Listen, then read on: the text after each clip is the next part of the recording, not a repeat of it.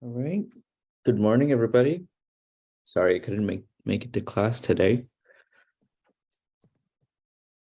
We're gonna give a couple more minutes to have everybody join and then get started.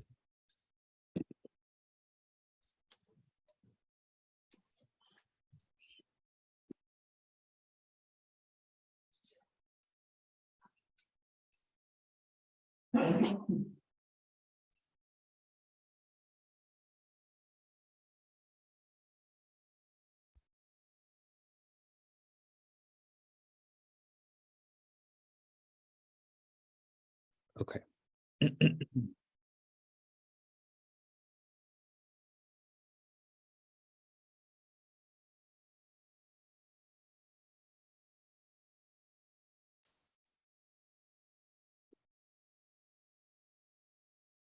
All right, let's get started. We're gonna go over the remainder of the 2013 practice test today. Start there, and then if we have more time, move on to something else. Okay. Hold on one second. Let me see if I can change these settings so that people can join without me having to admit them in.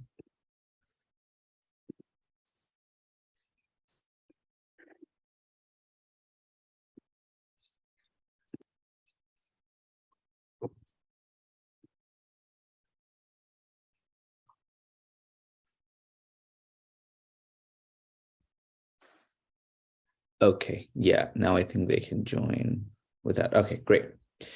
That's fixed. Let's all right. Okay.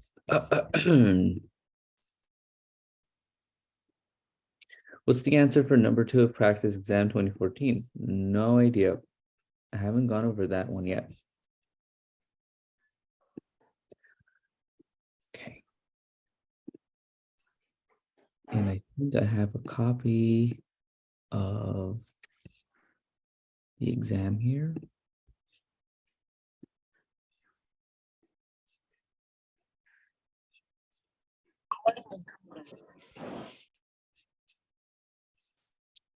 Okay.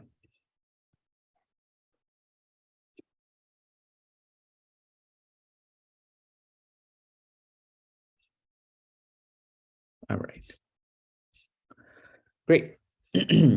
As always, just like in recitation, feel free to unmute yourself and interject when you have a question. No worries there.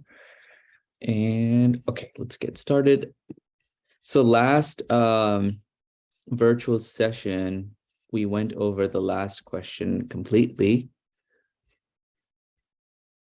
Does anybody have any questions? Having gone over my explanation of question 7 with the graph and stuff, because that was a popular complaint I received.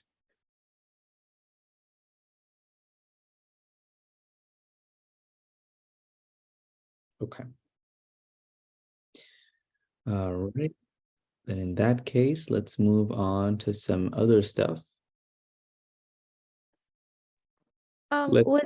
Sorry, Mhm. you said virtual session. Was that the one you recorded and sent? Yeah. Okay, gotcha. So it wasn't like the last recitation that was in person, right? No. Okay. All right, I'll just watch the recording then. Yeah. Um, like I said, if you I made a whole playlist on my thing. If you want to go here and then hold on one second. Yes, there's my playlist. Yeah, and that has everything. So this was our last in-person recording, and this is the Zoom thing. Oh, okay. Thank you so much. Yeah, all good. All right, moving along. Okay, let's work our way backwards. Question 6. Which acid and its salt is best suited to make a buffer at pH 3.7? Remember from our last virtual session that the ideal buffer range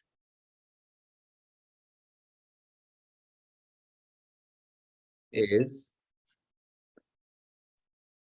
where pH falls one above or one below the pKa. So if your pH falls between this range, so pKa -1 to pKa +1, then you are good. You can choose that substance. Okay, so we want to hit 3.7. We have our Kas. Let's convert each of them into pKa. Can someone take the negative log of these numbers, please?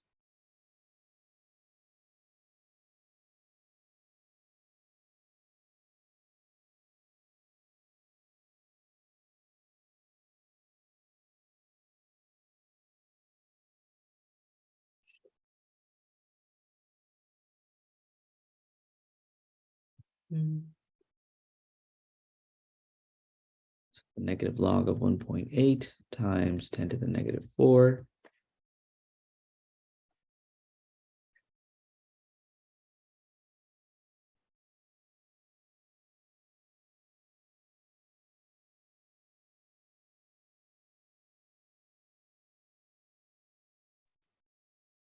The first one is 3.74. Thank you. 3.74. Next. Hmm. 4.744.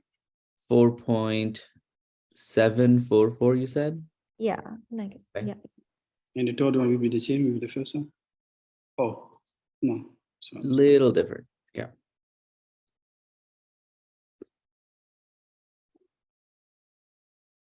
Three 3.8538.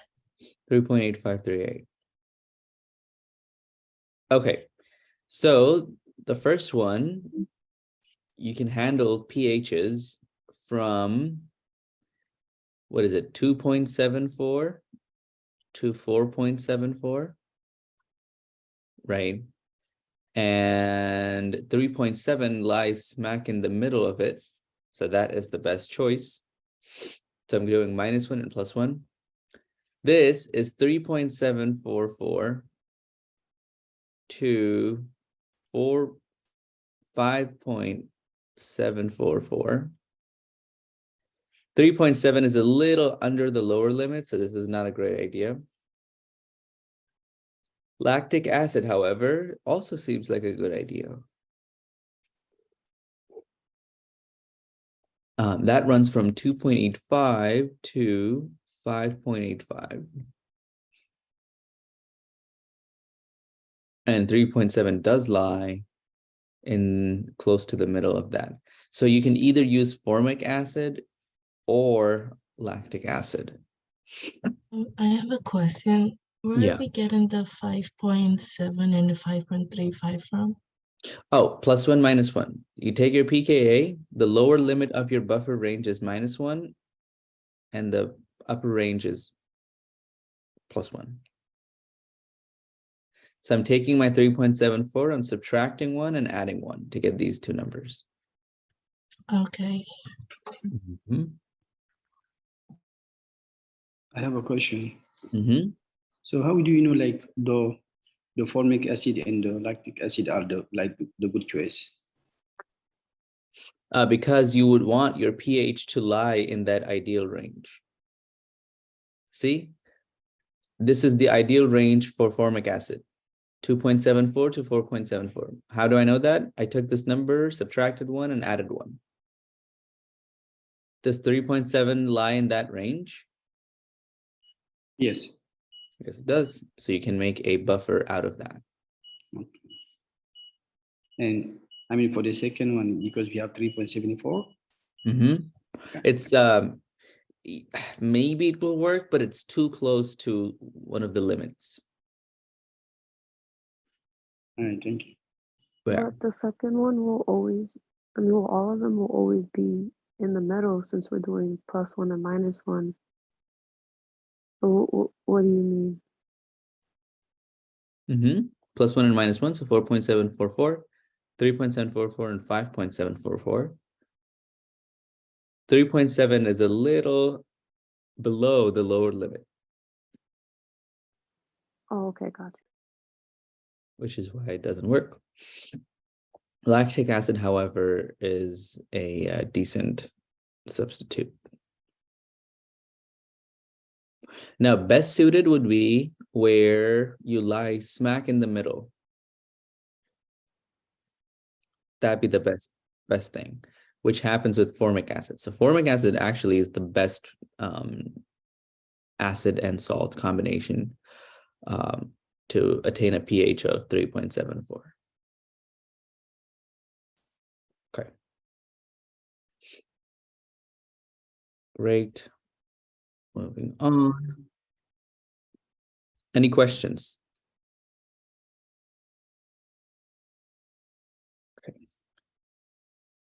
All right.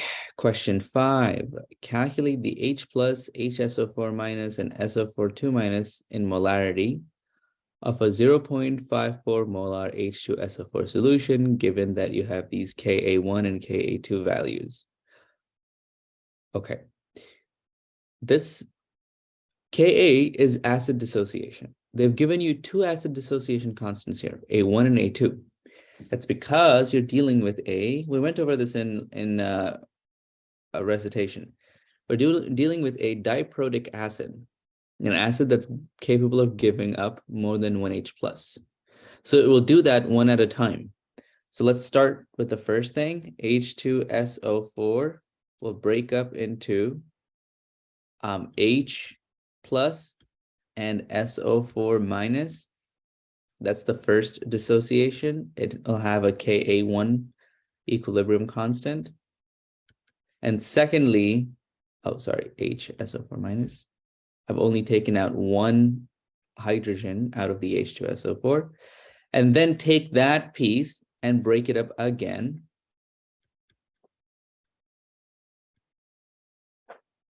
So this breaks up into H plus and SO4 minus. This is Ka2. And now it's regular ice table.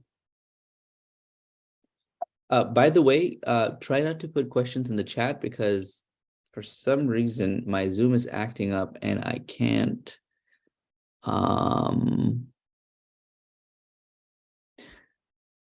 I'll have to like exit this whole application to see your messages in the chat. Yeah, just feel free to interrupt me instead. Okay. Okay, so ice table for the first guy. This is 0.5, nothing yet, nothing yet.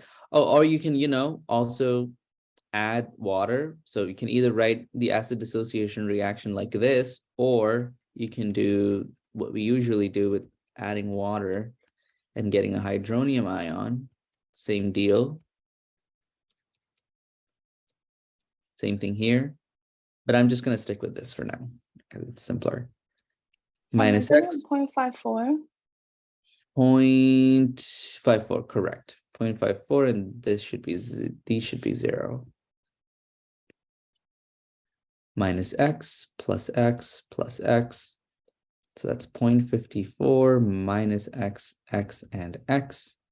And so this thing comes out to X squared over 0.54 minus X equals 10 to the 10. Oh, it's 10 to the 10. Yikes. Isn't it dissociates the whole thing? Yeah. Okay.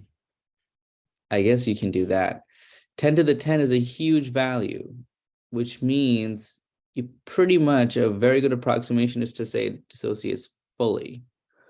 So let's ignore this first ice table. Take our H2, not even ignore it. Let's change these X values and make them go to completion. Okay. So minus 0.54 plus 0.54 and plus 0.54.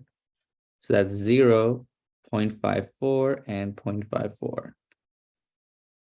Okay. This is the molarity of H plus coming in from the first reaction. Because it's so large, 10 to the 10, you can approximately think of it as the reaction going to completion. That's a good enough approximation. So we This- would do that with any like K value that's like large. Like really large, yeah.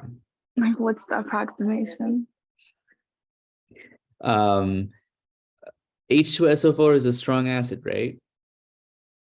Yeah, You do this with strong acids and strong strong bases. acids. And okay, Yeah. got it. Thank you. Specifically like diprotic or triprotic strong acids. Acids that are capable of giving up more than one H. The second reaction, however, only goes to a limited extent because this is small, but it's not small enough for a small x approximation. So you got to be careful. Okay. We'll have to do the quadratic. So HSO4 in the beginning is, what is it? You have to copy the values from the ICE table below because that's the source. This is 0.54. H plus pre-existing was 0.54 also. And this was 0 to begin with. Okay, minus x plus x plus x, 0.54 minus x, 0.54 plus x, and x. And so it comes out to 0.54 minus x times x, products on top, reactants on, oh, this should be a plus x. 0.54 minus x equals Ka2, which is 1.1 times 10 to the negative 2. Don't use small x approximation. Yeah, let's do the whole quadratic thing. So let's FOIL the top. That makes it 0.54x plus x squared. And also cross multiply. So it's 0.54 minus x times 1.1 times 10 to the negative 2. Geez. So that's 0.54x plus x squared equals 0.54 times 1.1 times 10 to the negative 2 minus 1.1 times 10 to the negative 2 x. And now let's convert it into the standard notation. I have an x squared. Combine all the x values, 0.54 plus 1.1 times 10 to the negative 2 x. Subtract 0.54 times 1.1 times 10 to the negative 2 equals 0. So your A is 1, this is your B for the quadratic, and this is your C for the quadratic. And now use minus B plus or minus square root of B squared minus 4AC over 2A to get your X.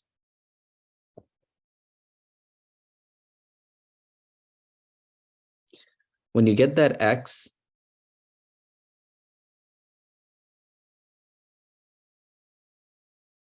when you get that X is your final H plus concentration. So when you get that X, you have to add it to 0.54.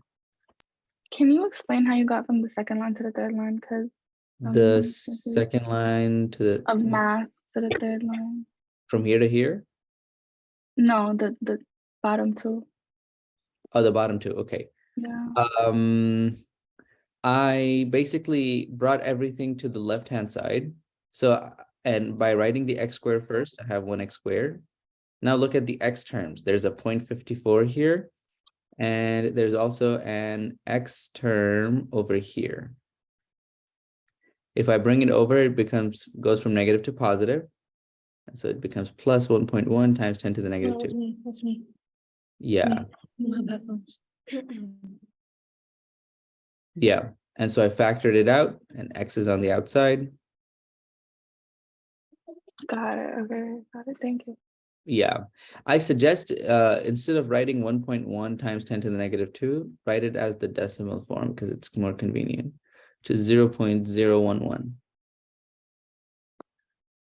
So yeah, whatever that is, 0.011. So, you don't have to write that long scientific notation form. But anyway, put this in a quadratic formula thing. Solve for x. Once you solve for x, you have to come back and add it to 0.54 because that's what H plus concentration is at the end. That's like saying there's 0.54 coming in from the first ice table and an X additional amount coming in from the second for a total of 0.54 plus X. That goes over there. This is 0.54. And whatever your X is, that goes over here. I have a question. Yeah. Why do we have 0.54 x plus x squared in the first line or in the second line? Distribution. 0.54 times X, X times X. Yeah. You said the H plus, I mean, the molarity of H plus is going to be the value of X. The molarity of H We plus. have to add 0.54, right? Yeah, so this is going to be 0.54 plus X. So look, H plus, there it appears in two ice tables. We're going to choose the second ice table because that accounts for both of them. And you see it's 0.54 plus X, so that's what goes there. HSO4 minus. HSO4 minus is going to be, it's actually not going to be 0.54. It's going to be 0.54 minus X from the final ice table. And SO4 is just going to be X. Right, where you calculate the X value and plug them in. So when we do have a question like this, we always have to do two tables. Yeah. And God forbid Well- the professor gives you a triprotic acid. We have to But- do it 3 times. Oh, there. So, and the molarities for the first table is always going to be like the same for the change. So instead of X, it's just going to be the value that's given. Yeah. If that's saying the reaction goes to completion. Right? If your Ka value is really large, like it is here, another way of thinking about this is H2SO4 is a strong acid, so it will dissociate completely. Right? That's when you don't write X's. Instead, you write all of it. So make it go to completion. Consume When all. it's, I'm sorry. Mhm. When it's small, like the second number, so it's going to be like X, and then the equilibrium constant is going to be just X. Your equilibrium constant is given to you 1.1 times 10 to the negative 2. Oh no, the E Yes. value. Yeah. Okay. Yeah. Then you have to use actual X's. Oh, okay. Really high K value. Yeah. Go ahead, Taha.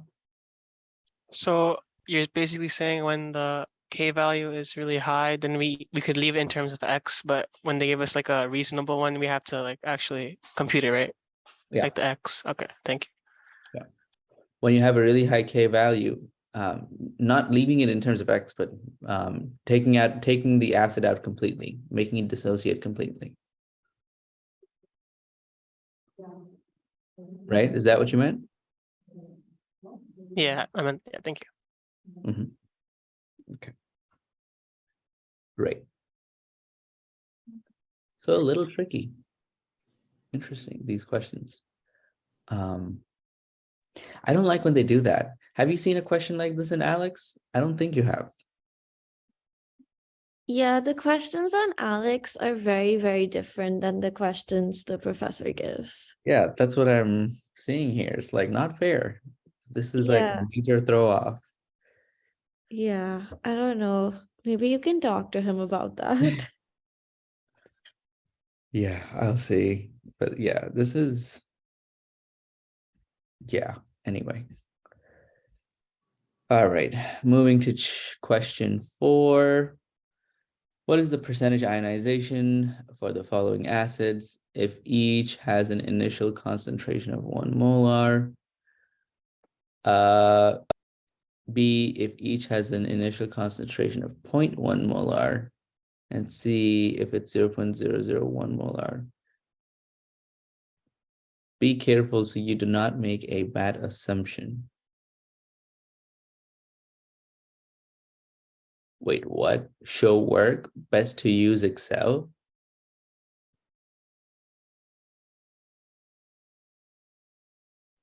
Yeah, that tripped me up too. Mhm. Were these students in 2013 taking it on a computer? I don't know. Maybe. But this is a lot of questions. But let's set it up generally. Okay, let's set it up generally. Okay, let's work with acetic acid. So this is all about ice table, right? Remember, X in your ice table represents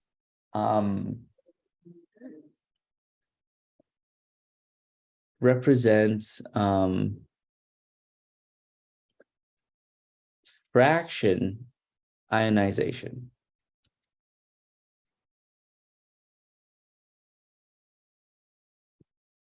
Sorry. X represents the molarity ionized.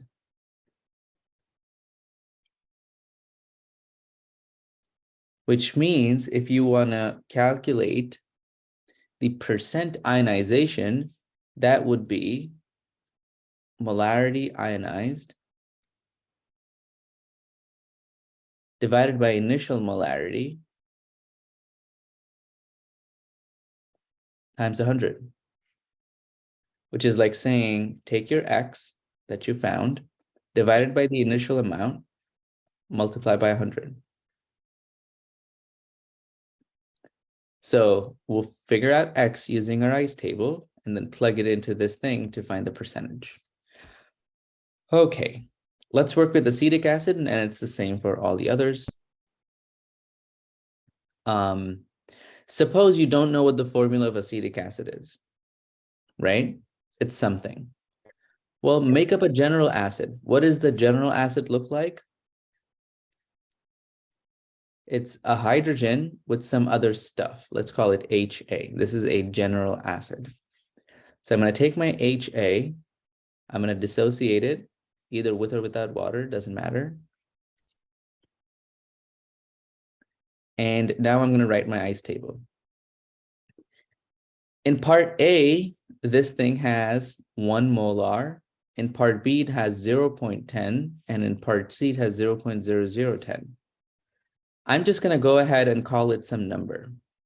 So I make up a general equation to do this. Number 0 and 0 minus x plus x plus x. Number minus x, x, and x, right? And so products on top, x squared divided by reactants on the bottom. This should be equal to the Ka value that's given, right? That is your general equation. For part A, your number is 1 molar, right? This thing is 1 molar. So see, take that equation, put 1 minus x, and for part A, for acetic acid, it's 1.8 times 10 to the negative 5. For chloroacetic acid, it's 1.4 times 10 to the negative 3. For dichloroacetic acid, it's x squared over 1 minus x equals 5.5 times 10 to the negative 2, and so on, right? So this is your master equation. And now I'm just plugging in various values. Part B. Part B, your initial molarity is 0.10. So it's going to be x squared over number minus x, so 0.10 minus x. Ka1 in the case of acetic acid is that. 0.10 minus x, 1.4 times 10 to the negative 3. This is for chloroacetic acid. X squared over 0.10 minus x equals 3 times 10 to the negative 1 in the case of trichloroacetic acid and so on. Right, so once you have this master equation for a general acid dissociation, you can basically just plug in different values and come up with all the equations that you need. I highly doubt this question would be on a non-computerized test, because you definitely need a computer to solve these many equations fast. But this is how you do it. Now, in each case, you solve for x,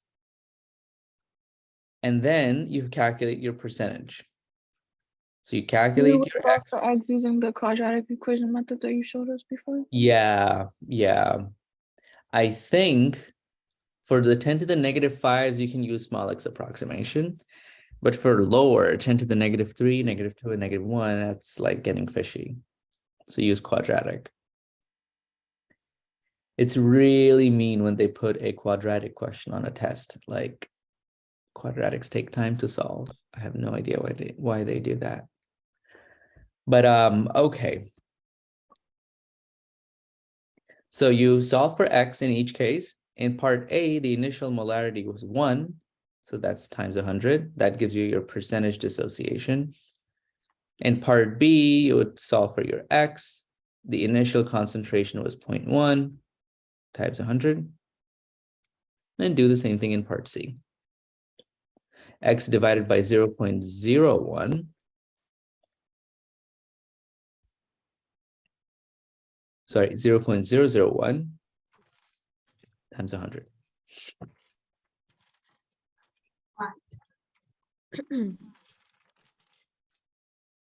Got it? Third floor. Yeah. Yeah, but it was not empty. Okay. Where you?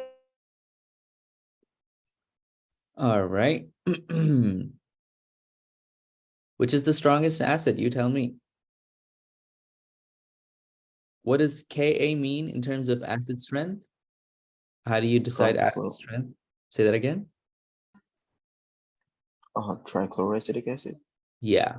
Higher the Ka value, higher the acid strength. So here it is. Yeah, this is the highest number, if I'm not mistaken. And so it's, yeah, trichloro.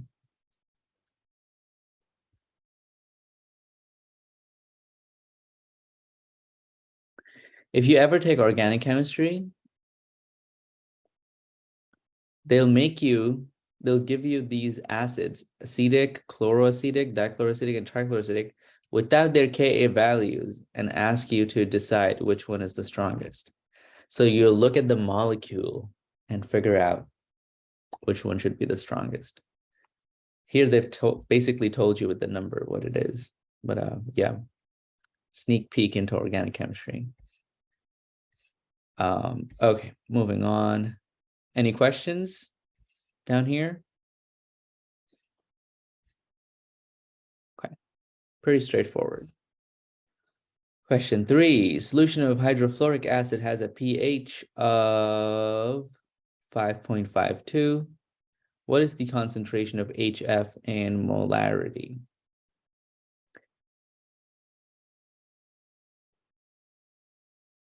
This is different from what we are used to. We're used to calculating the pH. Here, the pH is given to you. So I don't know what the question's about. I'm just going to go ahead and write down my equation. Hydrofluoric acid is H plus F minus ICE. What's the initial concentration of HF? Not given, but that is the question. So let's call it some number. Obviously, initially it was undissociated, so these are both zeros.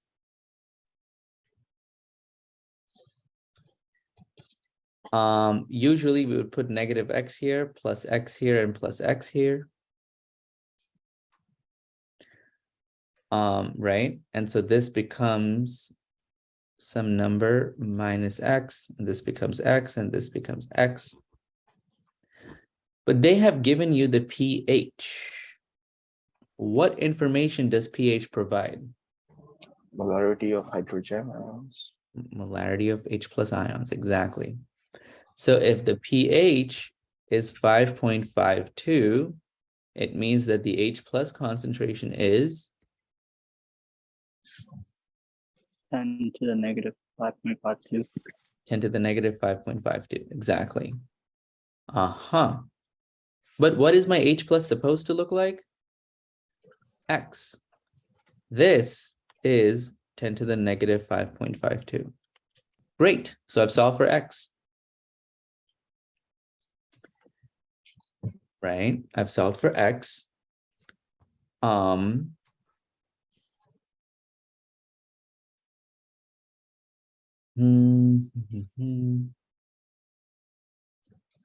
Yes, so let's replace all the other numbers, all the other x's. So this is 10 to the negative 5.52, and this is some number minus 10 to the negative 5.52. Okay. Now, how do I figure out this number? I still haven't used my Ka. You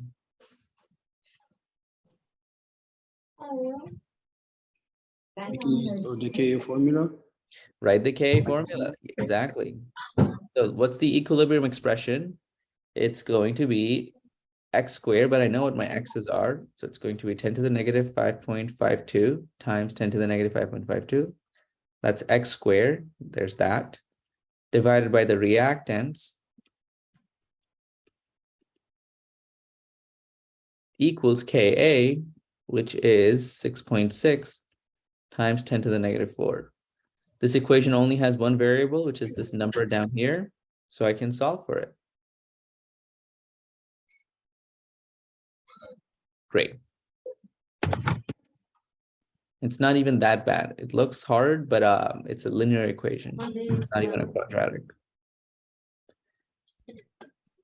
Yeah.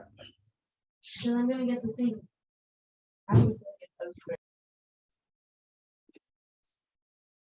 Okay.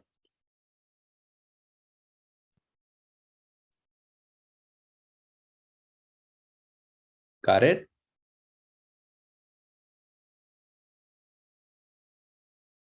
This is not part of this question. Right.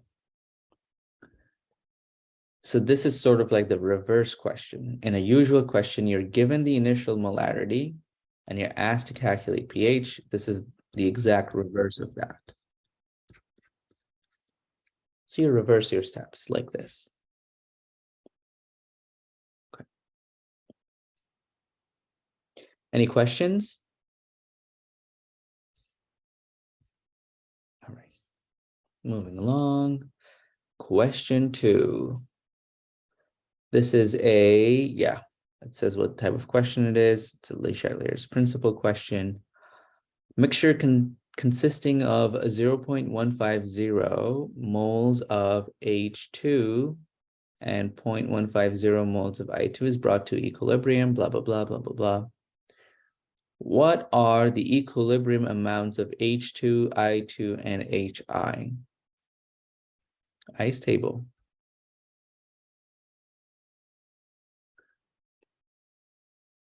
Now, what goes into the ice table? Molarities for given moles. So make sure you calculate the respective molarities. We have the total volume. That's nice. 0.150 divided by 3.25. Can someone calculate these numbers, please? 0.0461. 0.0461, 0.0461. And nothing is said about HI, so it's safe to assume it's 0.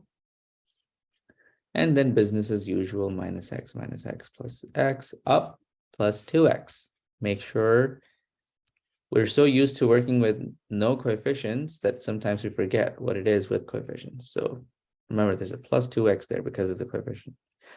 Okay, for 0.461 minus x, 0.461 minus x, and 2x. Products on top, 2x squared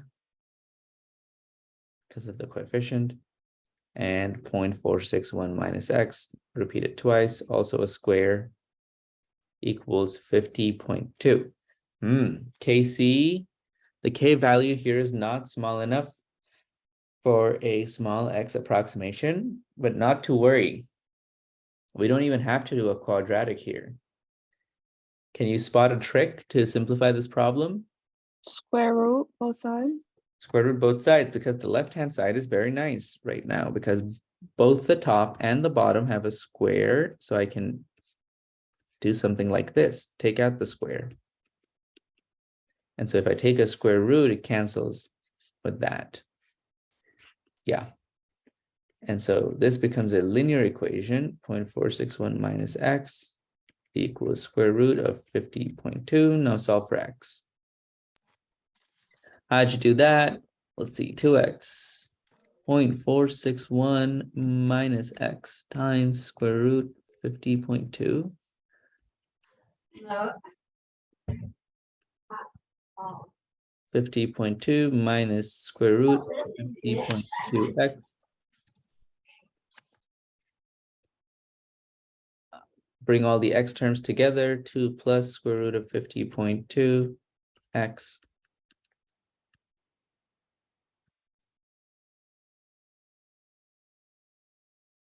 I know this is mundane math, but I know this sometimes trips up some people.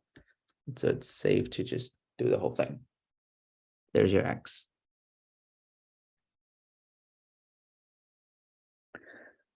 Follow up. If the standard formation enthalpy is 26.48 kilojoules per mole for HI, okay.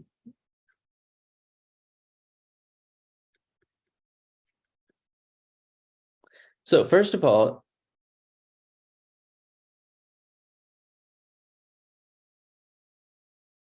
this reaction here is the formation reaction for HI, right?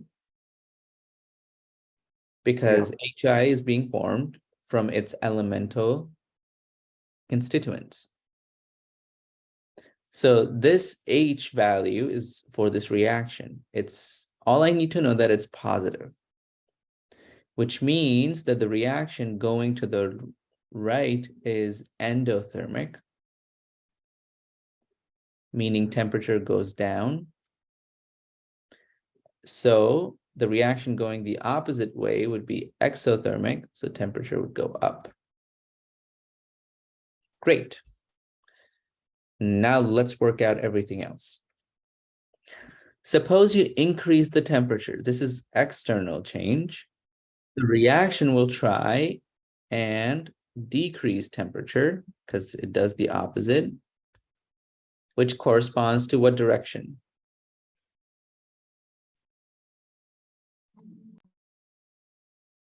Left or right?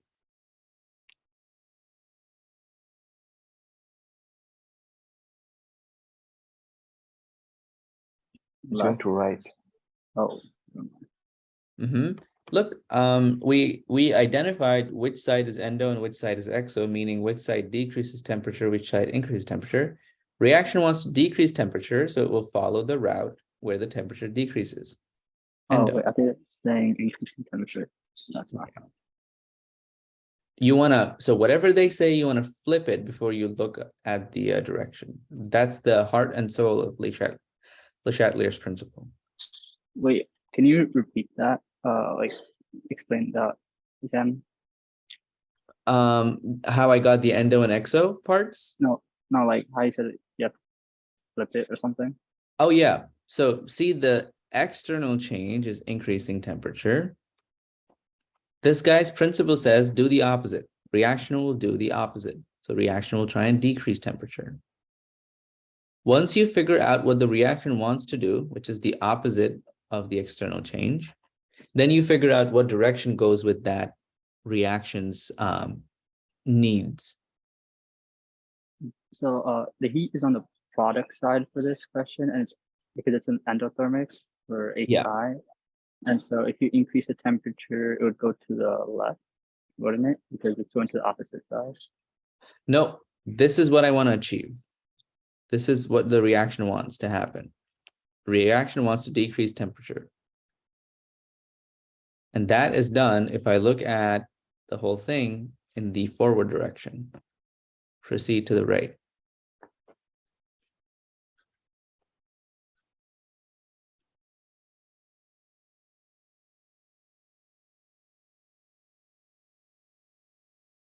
If the temperature was decreased externally, the reaction will try and increase the temperature, and a temperature increase corresponds to moving to the left.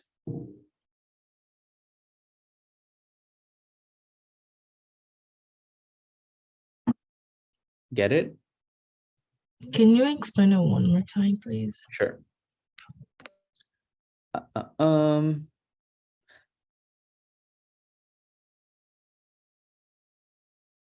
Let's see if it makes more sense if we move on to the second question, increase in pressure. Remember, pressure has to do with moles of gas on each side. How many moles of gas do we have on the left-hand side?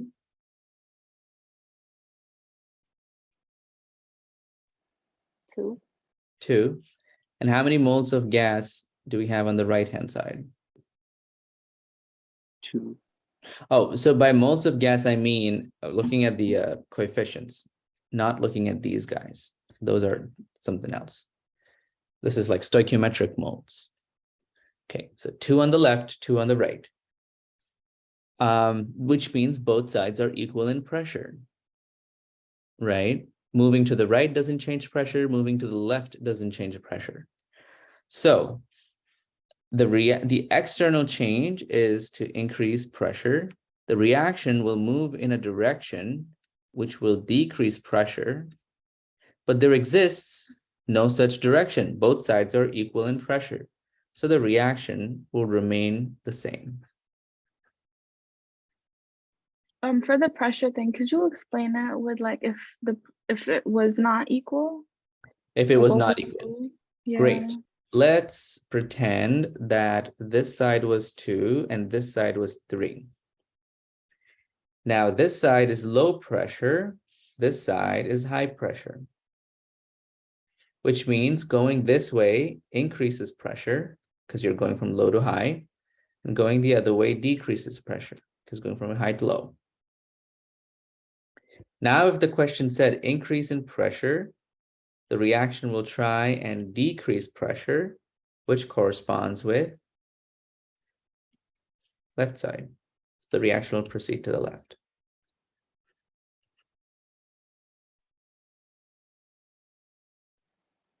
So So delta H in this question was given for no reason. Say that again. Was delta H in that question then given for no reason? Oh, the delta H was given for the reason that whether delta H is positive or negative tells you whether the reaction is exothermic or endothermic. Oh yeah. Okay. Yeah. Okay. Let's do some more practice with this because this is confusing a lot of you. Okay. You have some kind of a reaction. Blah, blah, blah, blah, blah, blah. Let's first work with the case where delta H is negative, which means the reaction is exothermic. The sign of delta H always tells you whether the forward reaction is exo or endo.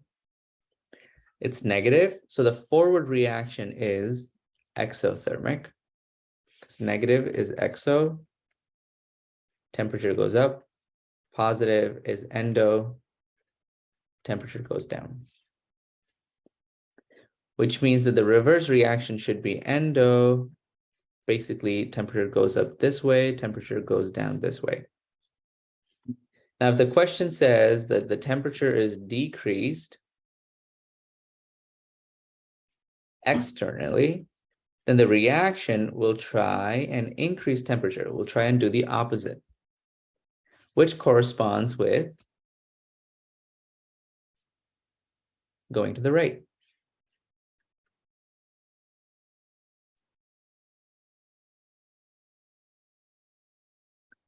If the question said temperature is decreased or increased, then the reaction will try and do the opposite, decrease temperature, which corresponds with left-hand side, going to the left, proceed to the left, or yeah, a left shift in the equilibrium.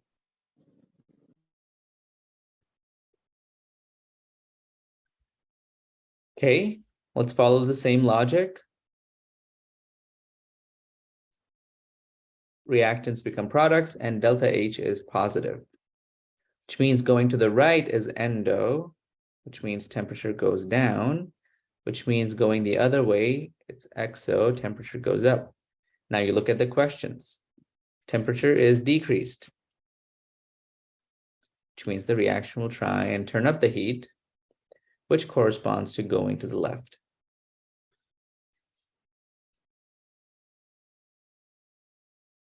And for the sake of completeness, let's say temperature is increased externally, reaction will try and decrease temperature, which corresponds to the forward shift.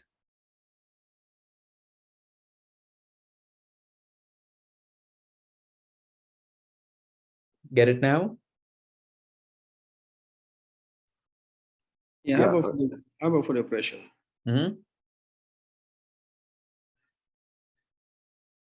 How about for the pressure?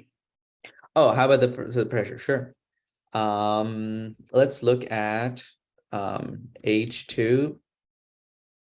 3H2 plus N2 is in equilibrium with 2NH3. Okay. Which side is high pressure? Which side is low pressure?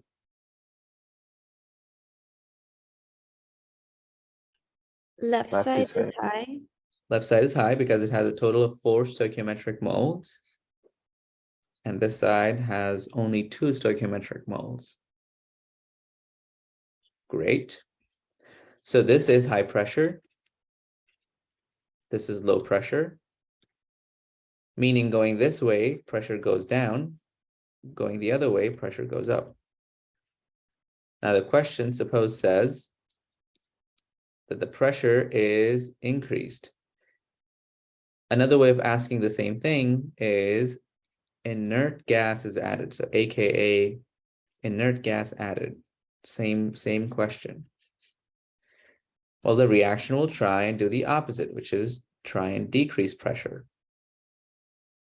which corresponds to the forward direction.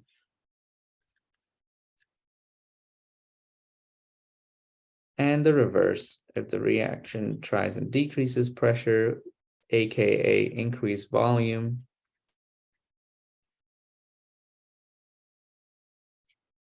then the reaction will try and increase pressure, which if you see up here corresponds to the left shift.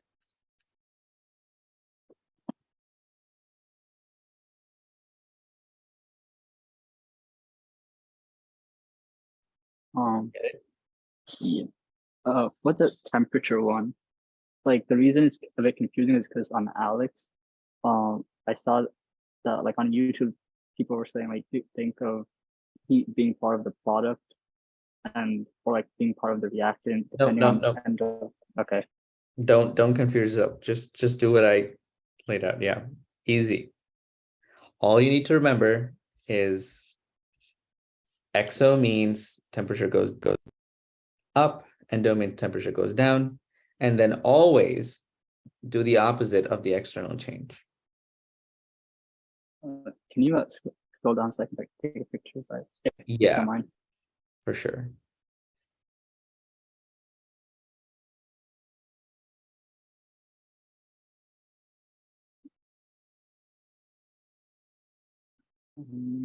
Oh, thank you. Yeah, and here's pressure if you want it. Thanks. Okay. All right, first question, and we are almost out of time. Okay, Yeah, this one's simple, right? This is combining reactions. Oh shoot, did I discuss this in class? Remember, delta H values combine nicely. If you add two reactions, their delta H's add up. If you flip a reaction, the delta H switches its sign. Ka, so think of delta H happens in the realm of, it's like, it's additive, it's addition and subtraction. K happens in the realm of multiplication and division. Same stuff, but multiplication, division. You add two equations, their K's multiply. You subtract two equations, their K's divide. You flip a reaction, the K becomes reciprocal, 1 over K. Instead of negative, it becomes 1 over. So see, there's the additive structure to delta H and there's the multiplicative structure to K. But the correspondence is the same. Okay, so let's form this equation down here from our baby equations up here, 1, 2, and 3. So let's see how we combine 1, 2, and 3 to get to our target equation down there. What I like to do is do a simple like matching.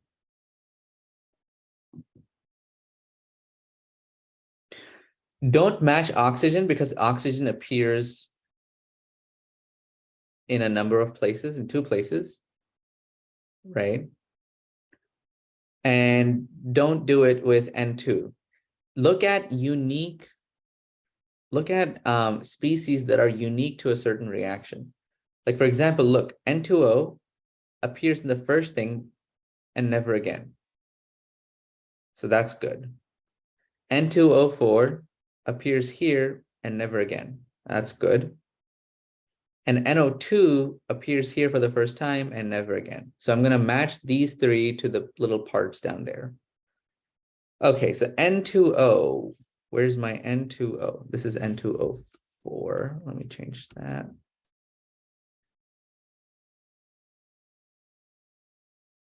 Because if you match like oxygen, it appears both sides, right? You might not get the right answer. So choose species that are unique to each reaction. It will help you out. N2O is over here. It's on the wrong side. So I know this reaction will have a flip to it. And its coefficient is a 2. So it's flip N times 2.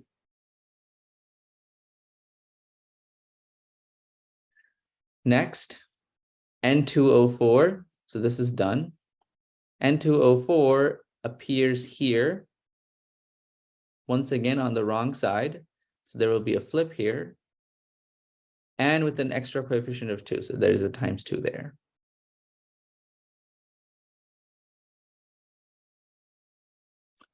Oh, actually, I shouldn't do NO2 either because NO2 also repeats. There's an NO2 there and an NO2 there.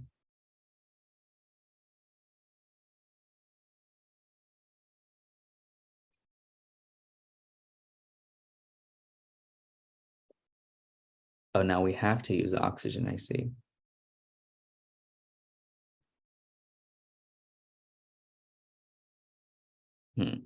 Okay. Well, let's see what happens. Let's start with what we have. These 2.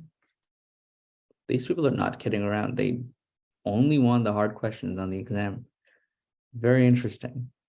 Okay, so let's flip this. If you flip it, it becomes flip it and multiply by 2. So 2 N2O product becomes 2 N2. 2 times a half is 1 plus oxygen. I flipped, so the new K is 1 over the last one. And I multiplied by 2, that shows up as a square.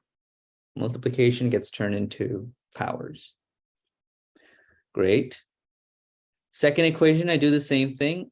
I flip it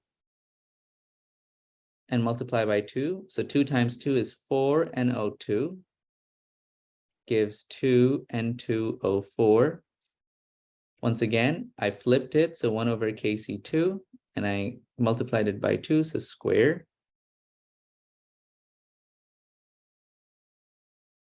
If we just add these up, let's see where we're at.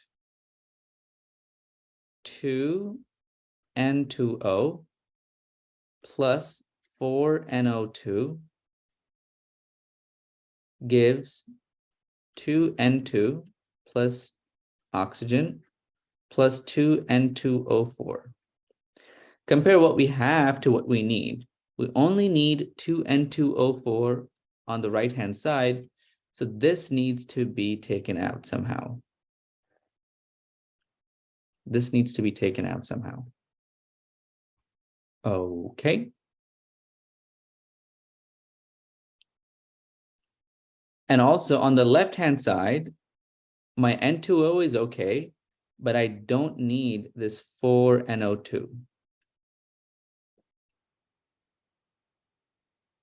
So what do you think I should do? What's the last thing I should do?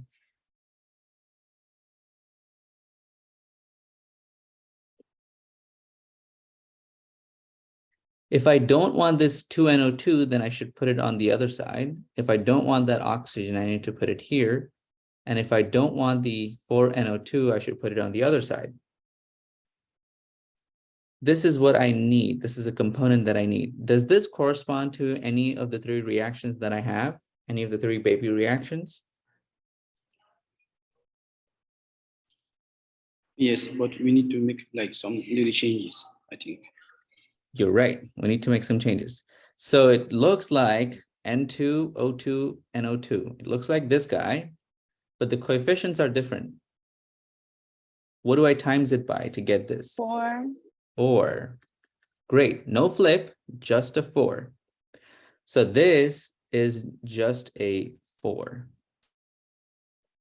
And then when you add them up, you get your target equation. So this is all the changes that you've done. So the final Kc value will be Kc1 gets a flip and gets the reaction I gets have a multiplied question. by So you know how you put 4NO2 on the product side for 2NO2 plus O2? How Mhm. come you put it there and not like, because originally in the green equation, 4NO2 is on the reactant side. So why did you flip it to get it to the blue equation? Oh, I was just trying to sort of sketch out what this is just me using 2 equations out of the 3 baby Yeah. equations that they've given, Yeah, right? yeah. So I see that I still haven't made it the same as my target equation. Mhm. So I'm basically trying to figure out how do I change it to make it look like my target equation. So I marked the extras, which is 4NO2 and this guy, Mhm. Mhm. right? Yeah. And so if I want to remove it, I want to add an equation where all of those things appear but switched, because then opposites can cancel. Oh, okay. I understand. Yeah. Exactly. Okay. I have a question. Yeah. Yeah, by multiplying the last equation, the baby equation by 4, Mhm. we get like 4O2. Does that gonna give us like 3O2 on the last final equation? You mean the coefficients? Yes. Let's see. 4 times a half is a 2. That looks good.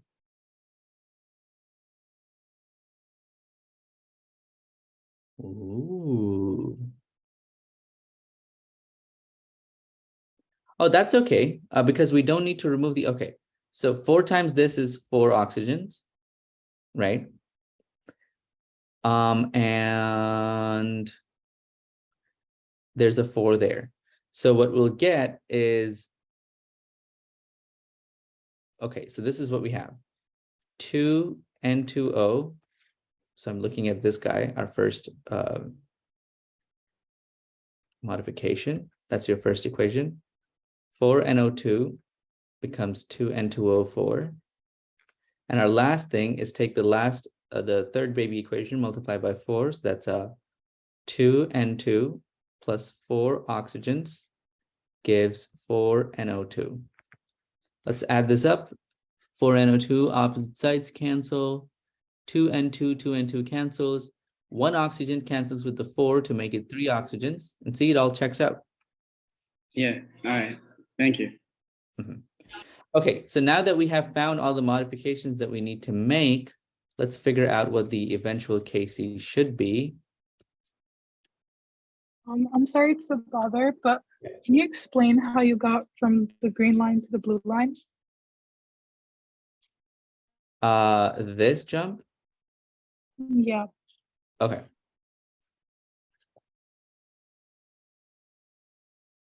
No problem. Yep, all good. So you understand how we came up with these two? yep. Yeah, Okay. I understand that part. Okay. Now our only thing is what is missing, right? We're looking at, hold on one second. We're looking at this guy and we're trying to figure out what is missing. So let's take what we have so far. Let's add these up. 2N2O plus 4NO2 gives 2N2 plus oxygen plus 2N2O4, correct? Mhm. Now tell me, what are my extras?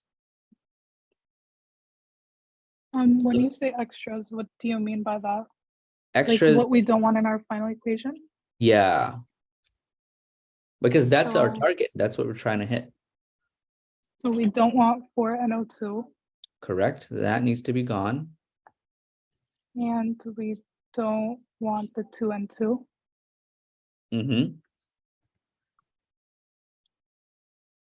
And that's it, right? Yeah. And this oxygen is on the wrong side also. So we want that on the reactant side. Yeah. So to make it look like our target equation, let's see what we need to subtract. Okay, how about that? Okay. We don't want this N2, so we want to subtract 4NO2, right? We don't want this N2 over here, so we want to subtract this. We want to subtract this 2N2.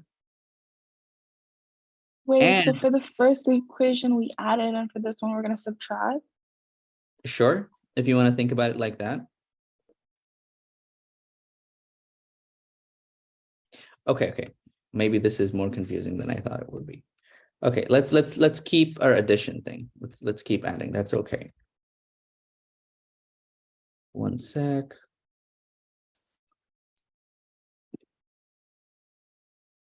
Oh, my thing is acting up. One second. Okay. Great. Let me rewrite that real quick. So we had so far 2N2O plus 4NO2 gives 2N2 plus oxygen plus 2N2O4. Okay. And we said that these are the things that we didn't want. The 4NO2 part, the 2N2 part, and the oxygen part. Okay, let's try and make it like this. So, and think of what equation needs to be added. So everything that we want to delete, we need to put on the opposite side so it cancels. Does that make sense? And we want to like use the third baby equation to cancel it out. That's correct, right? Yes, exactly. So like this would be our new like baby equation. Yeah, you can think about it like that. Okay. So you want to combine this guy with the only unused equation that we have, this guy, to get here. That makes And sense. here's what I'm saying. Everything that you want to delete, everything that's marked in red here, for you to delete it, you want to put it on the opposite side. Right? So that when you add up these two equations, this one and this one, they cancel because they're on opposite sides. Does that make sense? Yes. Okay, so we don't need 2N2, so I'm going to put it on this side. And we don't need oxygen, this oxygen, so I put it on this side. But I need 3 oxygens on the left-hand side. So I also need to add 3 oxygens. So that when I add these two up, this goes away with that. This goes away with that. This goes away with that. And look at what survives. This guy, this guy, and on the other side, the only thing that survives is that guy, which is what I want. Yeah? Makes sense. Yes. So this is my missing piece. Let me simplify this missing piece real quick. 2N2. Oxygen plus 3 oxygens is 4 oxygens. Gives 4NO2. And now compare and contrast this with this guy. And you'll see that it's nothing but times 4 of the third baby equation.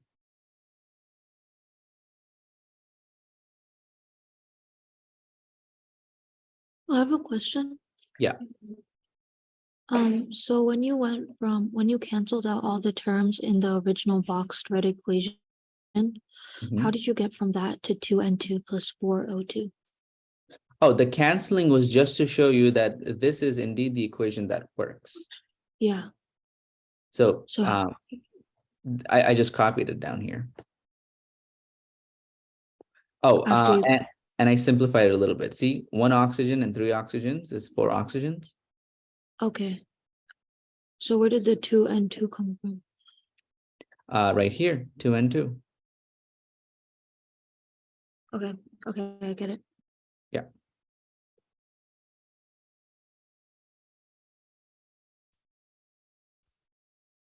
All right. In my very broken, in my non-existent Spanish. Yes, habla equilibrium. Never mind. It was way funnier in my head. Anyway, see, I'm my own audience when I'm doing comedy. I try to make myself laugh. That's the most important thing. Anyway, any other questions? So now like we just multiply all of like the final K, C1, C2, C3 Oh, yeah. value. Oh, yeah, exactly. So the KC is going to be, you take the first guy, you flip it, and there's a 2. So it's going to be 1 over KC1 times 2 turns into power, right? Because additive becomes multiplicative. And we're adding this to the next equation, which is also a flip. So 1 over KC2. And it's also multiplied by 2. So it gets raised to the power of 2. And then we're not flipping the third guy. So it's KC3, but we're multiplying it by 4 so to the power of 4. So for the final answer, like on the exam, do we like plug it in and find like the actual number value, or can we just like, you know how you did it like this? Plug it in. Sorry? Plug it in. Plug it in. Mhm. Yes, Murano. For the 2N2 plus 4 O2 in red, shouldn't the O2 be 3? Because if you multiply reaction 3, doesn't the 4O2 cancel out? The 2N2 plus 4O2 that's in red. Why is it 4? Shouldn't it be 3O2? Excellent question. It's 4 because this equation up here, which we found by combining these two, has an extra oxygen here that I don't want. But wouldn't that cancel out? Wouldn't the 4O2 cancel out with the third reaction? Or With the, where's the third? Hold on. because you multiply by 4.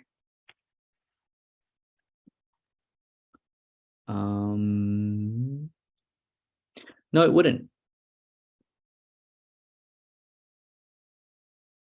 This one has 4 oxygens, right? Okay. Oh, see how annoying this is. Okay, I'm gonna put it right about there. Okay.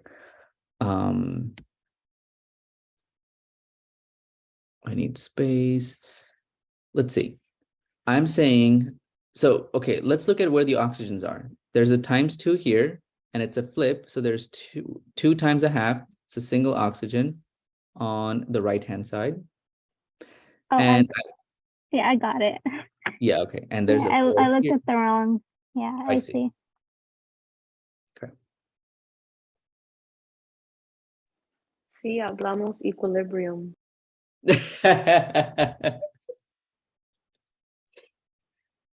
Thank you for saying that. I don't know Spanish at all. It's non-existent.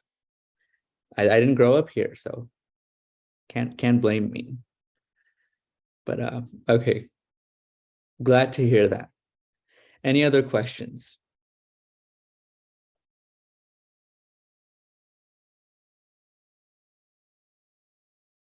All right. Good luck on your exam. I'm sorry. Can you explain? Oh, let me just say one thing. You're free to leave if you think you're done, but if you have questions, you can stay. That's all. All right, go ahead. Can you explain number 6 again, like the last part? Number Which is 6. the first? Yeah. Let me restart this thing because it's really acting up now. What's the question here? Can you upload this recording, please? I will as soon as this ends. Yeah, absolutely. Okay. Oh my God. Bless you. Thank you. Number 6, you said? Yeah. Oh, so first step, convert these Ka values into pKa values by taking the negative log. So this one was 3.74. This one was 4.7 something, 744. And this one was 3.85. Okay. Right? Yeah. The range for a buffer goes from, if you want to make a buffer out of something, you first calculate its pKa value, then you add 1 and you subtract 1. Okay. This is the range of pH that you get. Okay? Yep. So for example, for 3.74, add 1, 4.74, subtract 1 from 3.74, 2.74. Yeah. Where does 3.7? Is 3.7 in this range? Yeah. It's almost smack in the middle, right? Yes. Great. So this works. Okay. And then you repeated the same with the other guys. For the second one, this is 4.744. So tell me what this would be. 5.744. Correct. And what about this? 3.744. Exactly. Does 3.7, which is your target pH, lie in here? No. It lies right about there. Yeah. It's outside of the range. So this one doesn't work. Okay. With Wait, lack, is outside of what range? outside of your plus or minus 1 range. Your range runs from 4.744 minus 1 to 4.744 plus 1. The pKa value minus 1 to plus 1.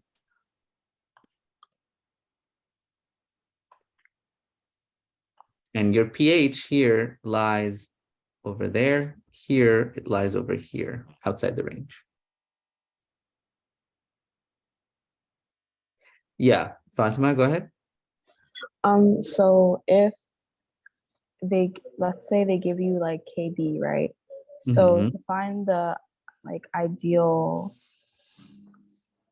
acid and salt, would you have to convert it to Ka and then do the same thing, or Exactly. would you use Convert it to Ka and then take the pKa negative log thing, and then yeah.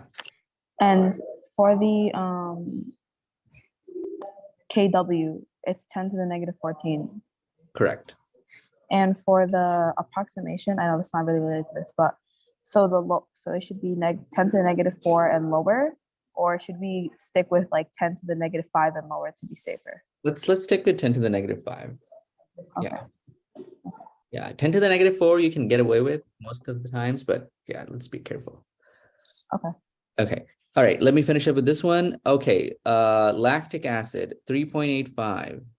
3.85. Let me use the same color. Hold on. And it's not working. Anyway, 3.85. 3.85 plus 1, 4.85. 3.85 minus 1, 2.85. So that is your range from here to there. Yeah. 3.7 still lies within the range, but it's more off center now. Right. The closer it is to the center, the better. Oh, okay. Yeah. So this one is good, but this one's the best. Okay, I understand. Thank you so much. No problem. Have a good day. You too. I have a question. Yes. I don't I don't know, but did we review number 7 already? Yes. Did you see my previous virtual session? No, it's in the previous one. It's in the recorded Yeah. version. Okay. So the last recording, if you go to my playlist review, yeah, the last recording that you see contains that towards the end. Okay, thank you. Yeah, all good. Yeah, I have a question. Go ahead. I mean, in some Alex question, Yeah. let's say we have been asked to find like a concentration of like an element, right? Yeah. And the equation is given. Yeah. But when you try to do the ice table, and for the changes, or let me just give like an example of an equation, please. Let's say we take N2 plus O2. You have 2NO. It's going to give us 2NO. Now, when we try to set up the ice table, and let's say the concentration of N2 and NO is given. Yeah, I mean, let's say all of them, I mean, N2 and O2 is given, basically. And for the changes, since like there's like a 2 in front of NO, like they take like the half of N2 and half of O2. I still don't understand why they do that. Yeah, I know. I've seen that in Alex too. I don't know why they do that actually. I've never actually understood why they do that. Confuse me from what I'm seeing there and your explanation, even in the lecture class. Yeah, I would just go minus x plus 2x, right? But Alex goes minus 1/2 x, minus 1/2 x, and plus x. Yes. Here's my best explanation for why that is. Okay. X is the small x approximation. You're assuming that x is small, right? Okay. But 3x might not be so small because you're multiplying it by a number, right? But if x is small and I divide it by any number, then it's got to be smaller. So that's safe.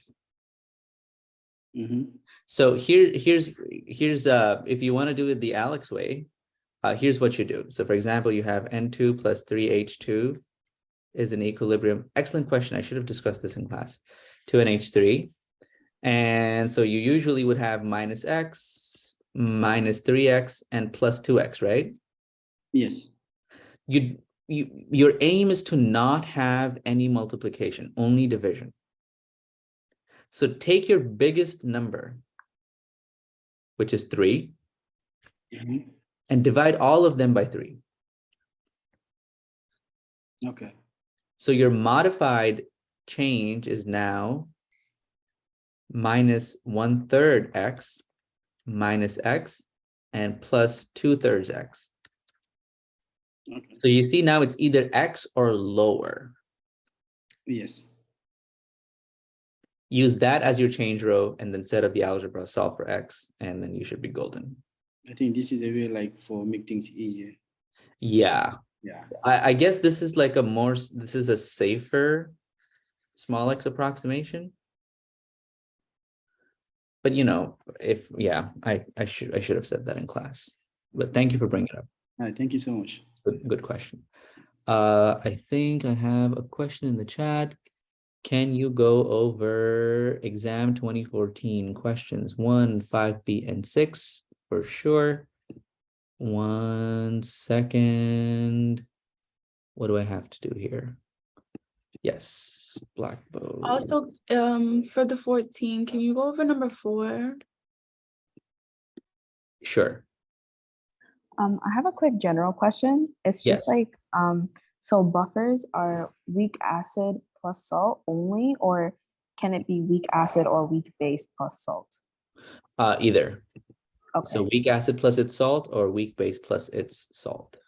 Okay, cool. Mhm. And wait, buffer for buffers, is it like the molarity of the reactant is the same as the molarity of the product or something? Or like how do you know if it's buffer? Oh, buffers is Aside when from, you like, have a mixture of the weak species and its salt, and you use Henderson-Hasselbalch. to figure out pH of the buffer? Yeah. Yeah. Oh, okay. And there's 2 versions to Henderson-Hasselbalch, the acid one and the base one. Okay. Yes. Okay, there are a billion classes here. Which one are you guys?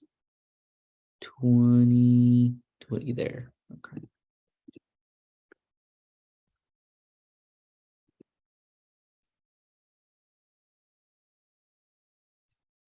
(2014). Okay.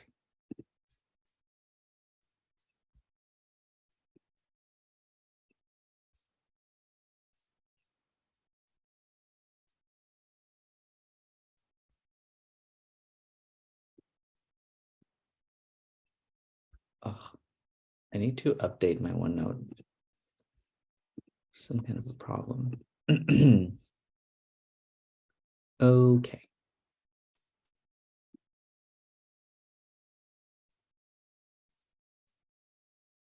Hmm.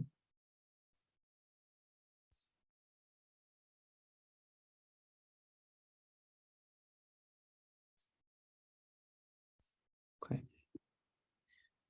Let me insert. Nope.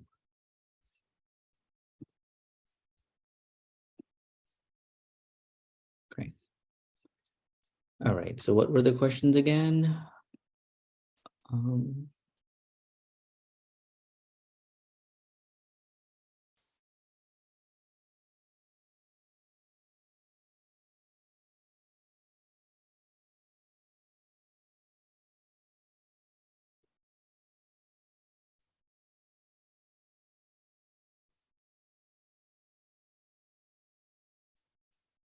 Can you go over? Let me note this down.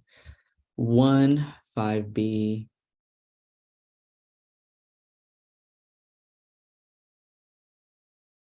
6. What was the other question? 4? Yeah, okay. Yes, Fatima, what's up? Oh, sorry, my hand was up earlier. I have to put it down. Also, 4 too. 4 and 2. And Taha, what's your question? I have a quick question. If you Yeah. dissociate a weak acid in Yeah. water, for the H3O in an ice table, would it be 1 times 10 to the negative 7? Because I saw a YouTube video saying that in an ice table for initial for the H3O plus.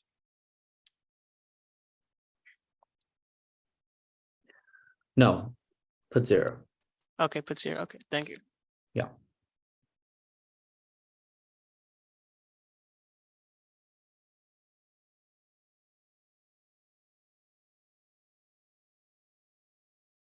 Yeah. That is the technically correct way to do it. No, it's not. It's not. Because you all, anyway, yeah, just put 0 for now. Okay, question 1. What are delta N gas, Kc, Kp, blah, blah, blah, blah, blah, blah. Okay, delta N gas simply means products minus reactants for the gases. How many gaseous stoichiometric moles on the product side?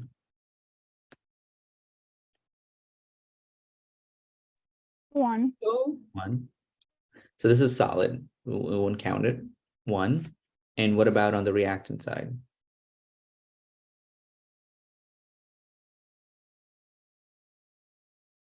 0. 1 minus 0, 1. Done.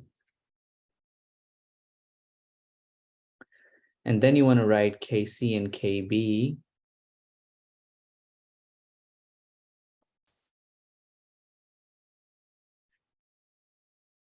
Given the following. ICE, solid, don't care. Solid, don't care. Initially, this is 0 plus x. So eventually, this is x. Question tells you that the equilibrium pressure of carbon dioxide gas is 0.0534. Calculate Kc and Kp. So this is pressure, right? So you can immediately calculate Kp by doing pressure of CO2 to the power of 1. Everything else is a solid, so nothing, nothing.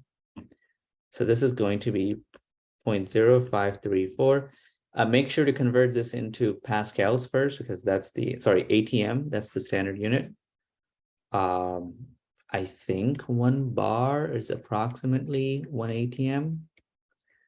It's like 1.0015 or something. So yes, it's approximately the same amount of ATM, but double check me. Okay, so that's your Kp. And we also discussed in class that there's a relationship between Kp and Kc. I never remember which direction it is in. Kp versus Kc relation. Kp is Kc RT to the delta N. Cool. Kp is 0.0534. Kc is unknown. R is 0.0821. Temperature is 1000 Kelvin. That's already in Kelvin. Great. Delta N we've calculated to be 1. Solve for Kc and you're done. Marano? We always use R as for, so it's always 0.0821, right? The professor, yeah, the professor used 8.13 instead of 0.0821. For this thing? Yeah. Because I know you only use that for joules. Yeah. Nope, nope. You use this thing. Yeah. I just wanted to make sure. Thank you. Yeah, pretty sure. There's no energy stuff happening here, so there's liter stuff happening. And the 0.082C has a liters in it. That's important. Okay, so 1, 2. What's in 2? Determine the K for the reaction using the following information. This is the same as before. Take these two equations and combine them in such a way that you get, oh, so hint, this is not balanced yet. So let's start by balancing it out real quick.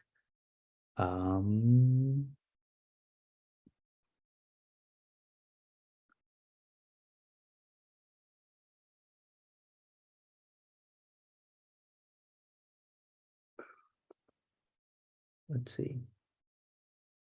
What if I put a 2 here and a 2 here?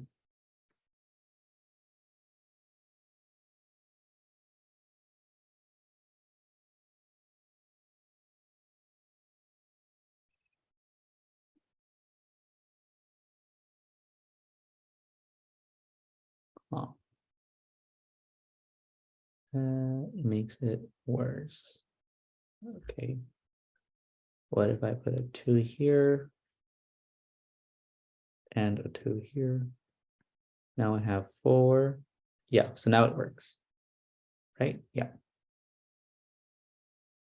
2 and 2 is 4. Yeah. Okay, good. So you want to take these guys and combine them in some way to get to that target equation. And then note the changes you've done to this guy and to this guy, and then same deal, right? If you flip it, then it becomes 1 over k. If you times it with something, and it's squares and so on and so forth.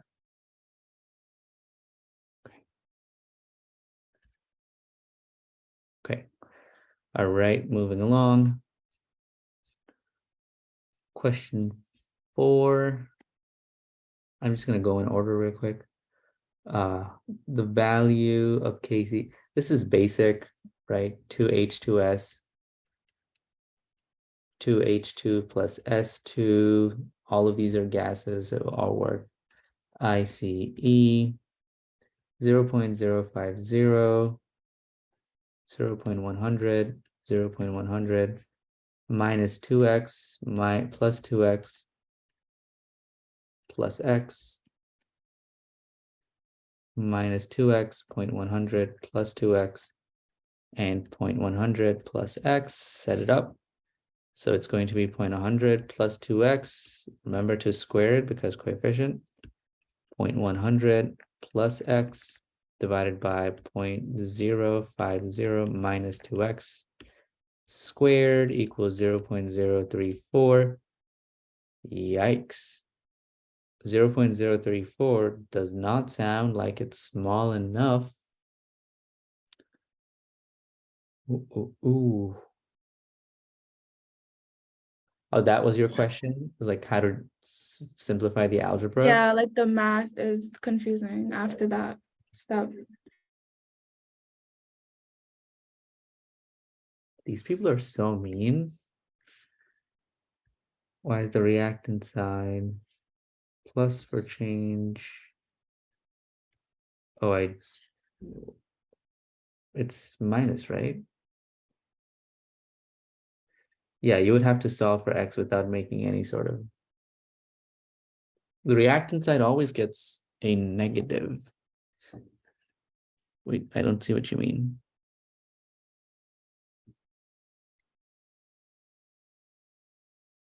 These are negatives because they're reactants. These are positives because they're products. Okay.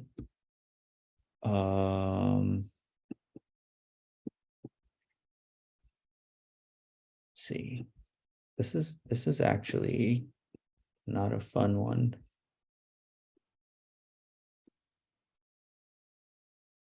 Is there any sort of... Let's use small x approximation and see what breaks. No, we can't even use small x approximation because all of these are non-zero to begin with. Oh, wow.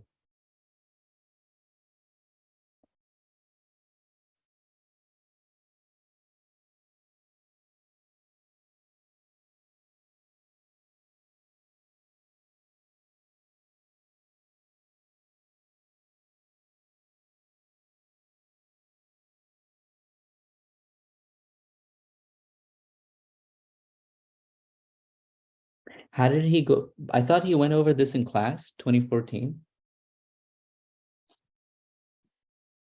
Did he?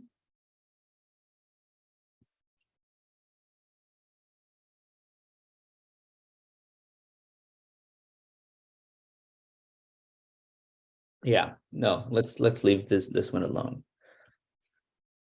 Pretty sure something is up with this question. Oh, for this one, he didn't fully solve it. You just leave it as like 0.050 minus 2x for H2S, and then 0.1 plus 2x for H2, and 0.1 plus x for S2. So he's set up the algebra and then solve for x? No, so he said get almost full points if we just leave it as 0.05 minus 2x. Like in the Okay. bottom part here. Right. Which is to say he didn't actually solve for x, is what you're saying? Yeah, but it's too much math. It's like Yeah. sorry. Yeah. Wait, so That what would our only final makes sense. answer be? Because it's asking for the equilibrium concentrations. Well, you can't, because you can't solve for x here, which would be the first step. Once you solve for x, you'd plug them back into these expressions to calculate each of these equilibrium concentrations.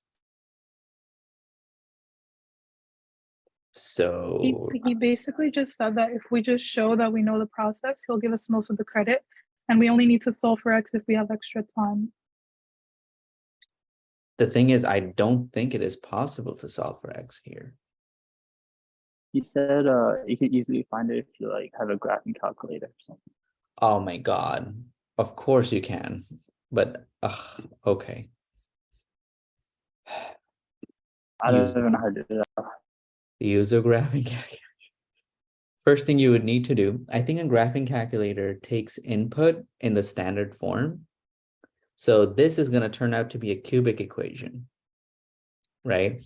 You'll have to write it in the standard cubic form, like all the x cubed terms followed by all the other stuff, all the other stuff equals 0, right? And then you have y equals this whole mess that you got. And then you have some kind of graph with, I don't know, something, and then you're going to look at these points where the graph touches the x-axis, and those are your zeros. And then you're going to test each of those points by plugging them in here and seeing if you get a negative molarity. If you get a negative molarity, it was a bad x value. Choose another one, so on. Wait, yeah, wouldn't you also have to divide as well? Say that again? Like crazy. Wouldn't you also have to divide by the cubic over the bottom part, like the top part, and the bottom part? Oh, oh wait, never mind. Send it over. Yeah. Send this over. Yeah, don't do that. Yeah, I'm not familiar with this calculator stuff. I never really used them. Okay, 5B was what people were asking for. Okay.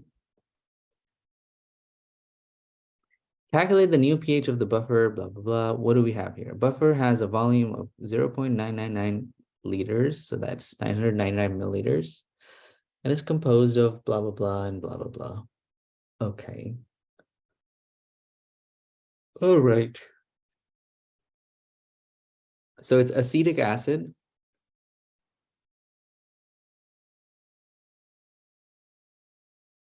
And it's salt, acetate.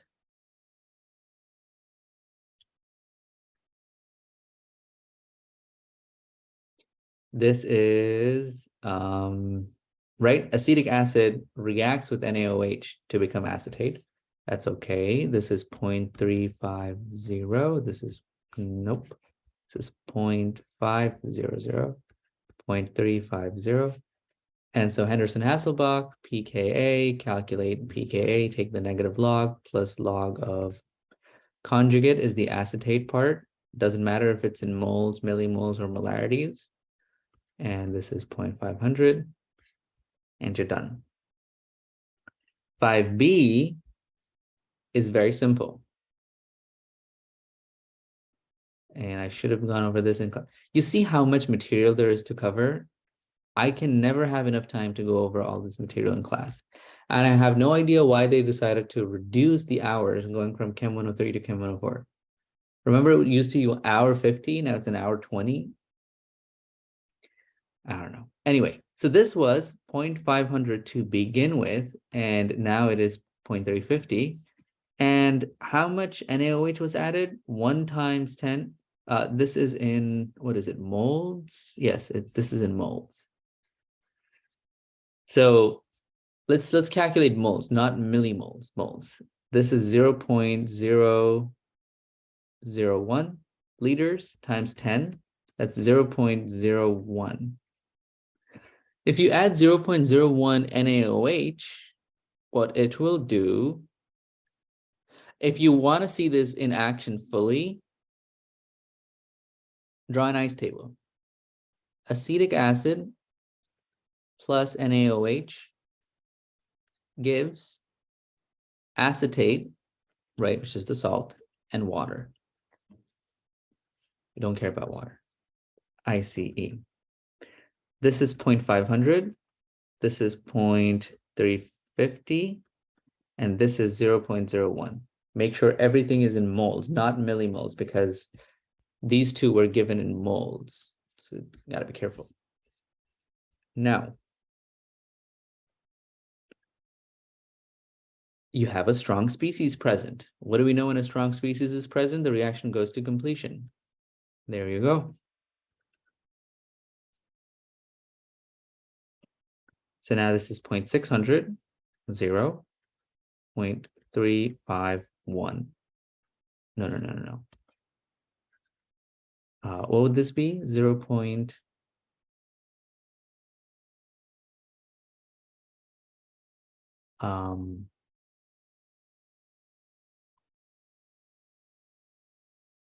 490. And this one would be 0.36. Yeah. Henderson-Hasselbalch, right? What survives at the end? Weak acid and its conjugate. So pKa plus log. This time it's going to be 0.36 divided by 0.490. And you're done.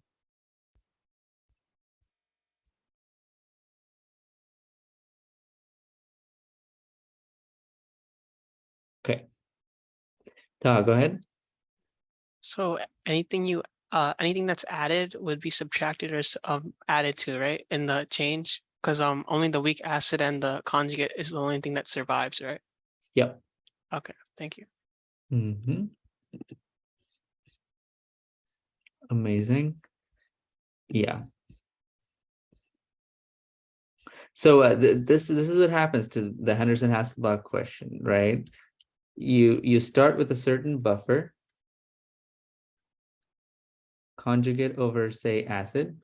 And so if you're adding this, if you're disturbing this buffer by adding more base, it's got to be a strong base, then it will increase the conjugate and decrease the acid by the same amount. So it's like this top balloons up, the bottom shrinks, but it's still a Henderson-Hasselbalch. How'd you get change for the ice table? Make the reaction go to completion, right? Which is the limiting here that's present in the lower amount. It's all 1-to-1 ratio. So use all of it. This is weak acid. You have a strong base present. Anytime you have a strong species present, you use it to completion. That's what, yeah. Yep, same pK from part A, exactly.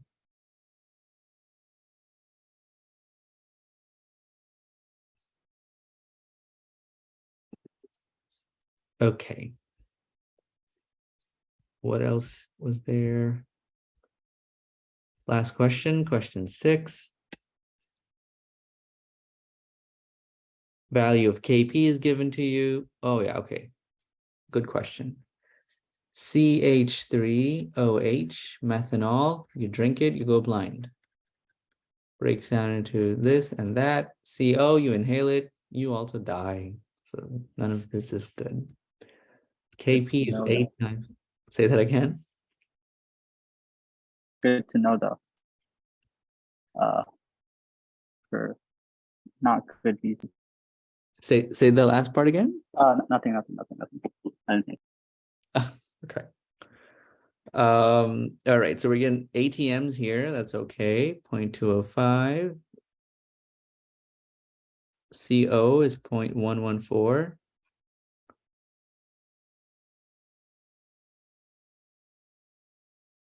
Oh, there's nothing here. This is 0 minus x plus x plus x. Yep, usual ice table. Plus 2x for H2. Yeah, plus 2x. Good.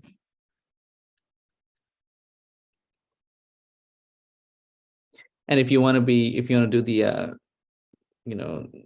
the Alex version, divide everything by 2. So this becomes -1/2 x. This becomes plus x, and this becomes plus 1/2 x. Divide by the biggest number, which is 2. Anyway, I'm going to do it my way. Yep, and it's easy peasy. 2x squared, 0.114 plus x, 0.205 minus x. And you can use small x approximation here. KP is very small. Poof, poof. Solve for I x. read that like if you did the concentration divided by KP, I think, and it was if it's like 500 or like 100 or to like 500, you could use a small x approximation. Yeah, Like 5% test. Yeah. So you solve for x and then divided by oh yeah, you divided by the smallest initial value times 100. And you want that to be less than 5%.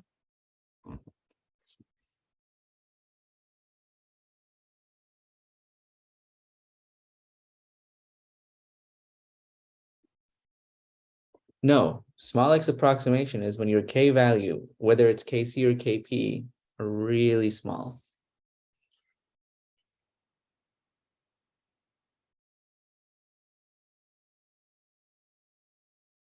Mhm. When it's really large, that's when you have to do the whole funny business that we did in last virtual session. Yeah, it's important that you guys watch that before you go into this exam. You take your thing, you react it to completion, then you flip it so that the k value goes from being very big to the reciprocal, which is very small. Yeah, all that stuff in the last thing. Scroll up to question 2 for sure. All of this stuff has been chapter 14, right? Like I haven't seen any like chapter 15. 13. I mean 13 and 14, but like no, I haven't seen 15. Like I don't even know what 15 is about, to be honest. Yeah, I haven't seen 15. You're right. Can you like give a summary of what 15 is? Like, is it still concentration stuff? Just like I don't know. Chapter 15 constant thing. Like what is chapter 15 like generally about? Same thing, ice tables and so on. With KSP, when you have your ice table, one of the questions they'll ask you is what's the solubility? X is molar solubility. Convert that into grams. So molar is moles per liters. Convert it into grams per liters, and you get gram solubility. You could be asked whether a precipitate forms or not. That is where you look up the relative values of Q and K. If Q is less than K, then no precipitate forms. If it's the opposite, precipitate forms. So K is given to you, Q you calculate using the expression, reactants or products or reactants, coefficients become powers. There's that, and then there's the common ion effect. Refer to my last virtual lecture for that. And then there is a complex formation reactions. Also refer to the last thing. It's already up on YouTube. You can watch it right now. Thank you. All right. What else do we have? What are some? Yeah. Okay. Great. Sorry to keep asking, but on one of his examples that he showed on the Blackboard, like he said, there's something about like titration curve with Boston solution or something. Yes, titration curve. Refer to last lecture. It has everything about titration curve there. Sorry. All good. All good. All right. Already up on YouTube. Yeah, ready to go. Cool. All right. Any other questions?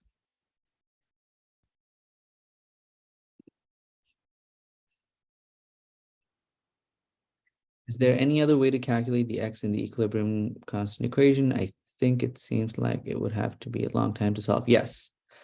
If your k value is really small, you're in luck. You can use small x approximation. That's the easiest way. If it's a degree 2 equation, then you use the quadratic formula if your k is not that big. Sorry, if your k is not super small and you can't use the small x approximation, and it happens to be a degree 2 equation, quadratic formula. Yeah, using your calculator to do that. If it's any higher and the k value is not that small, you can't use small x approximation, calculator. No other way. Wait, so we can calculate the x for quadratic equations using graphing calculators? Yes, you can Without- always use a graphing calculator. But is it using the graphing section? Yeah. Oh, okay. So you Mhm. graph it You and could then find what also- hits the solution. Okay, that's a lot of work. Yep. Okay. Mhm. You also set it up so that in the calculator, if you have like a TI-84, you could set it up into like program section and like have it solve. If you give them A, B, and C, they'll give you what X is. Mhm. I sent the YouTube link. Yeah. Mhm. Wait, which function on the calculator? It's on YouTube. He shared a YouTube video in the chat. Yeah. Okay. Thank you. Mhm. Also, I just want to say thank you for like appreciate you keeping us in your mind, like like thinking about us even when you're going through stuff. Like, No problem. No problem. Happy to hear that. thank you so much. All right. Good luck, guys. You'll kill it. All right. See you next week.